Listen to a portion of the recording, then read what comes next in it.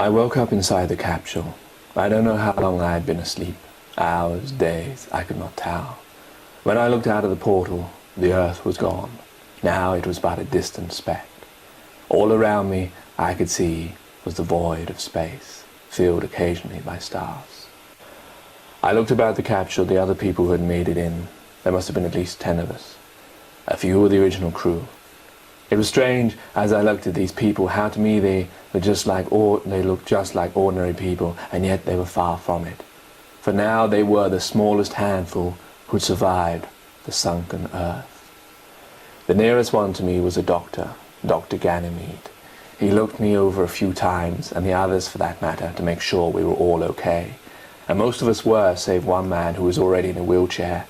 But now we had to cope with mental illness and the unusual feeling of being out in space.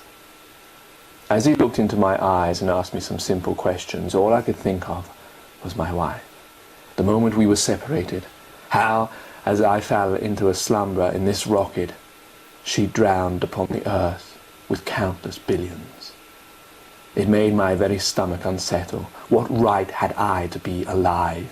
Why was I and these other ordinary people alive, and others, maybe some more worthy, for the future of mankind, now dead? For the rest of the day, as far as I could tell, the end of one day to another in the deepest, blackest space, I explored the capsule, which for the next few months would be my home. One of the original crew members assigned each one of us a room. Each was exactly the same, and was more of a cupboard than a room. It contained a bed, a portal, a desk, and a cupboard, and that was about all. There wasn't even a mirror. But I suppose you don't come out to space to stare at yourself.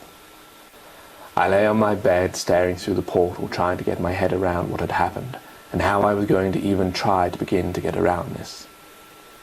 We were travelling so far, but the picture out of the portal always looked the same, black spaces with dots of white.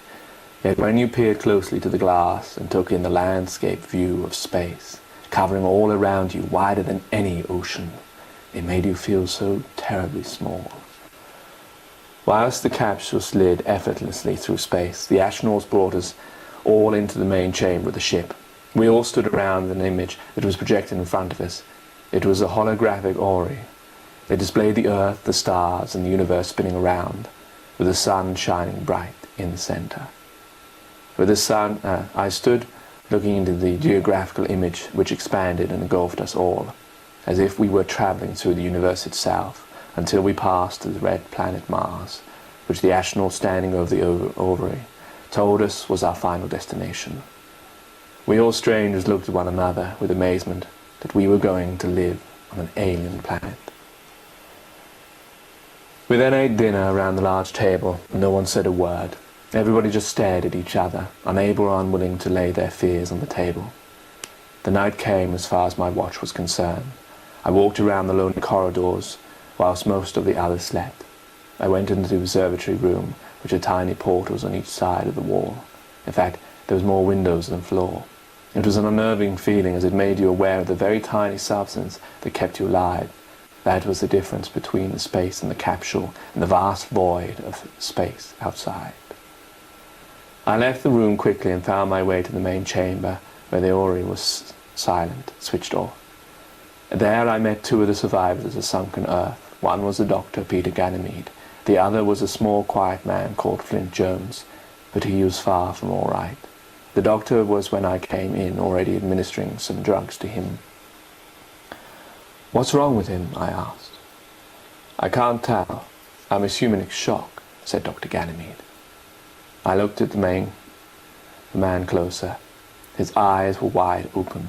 His pupils fully dilated. His face was tall and thin. His body appeared young, but his face had the appearance of an older man. His skin was worn-looking. He had distinct lines, impressions of varied facial expressions, yet he was completely silent. It was as if it wasn't for his breathing, you would believe him dead. "Will you be all right?" I finally returned. "Tell me," he said, waiting for me to fill in the blank. Professor Adam Alley, to be precise. "Well, Professor, tell me, what is all right?" "What do you mean?" As I thought, you haven't accepted it yet.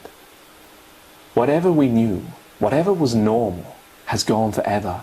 We are flying to uncharted territories of worlds of different meanings. What we thought was all right on this earth may no longer exist now.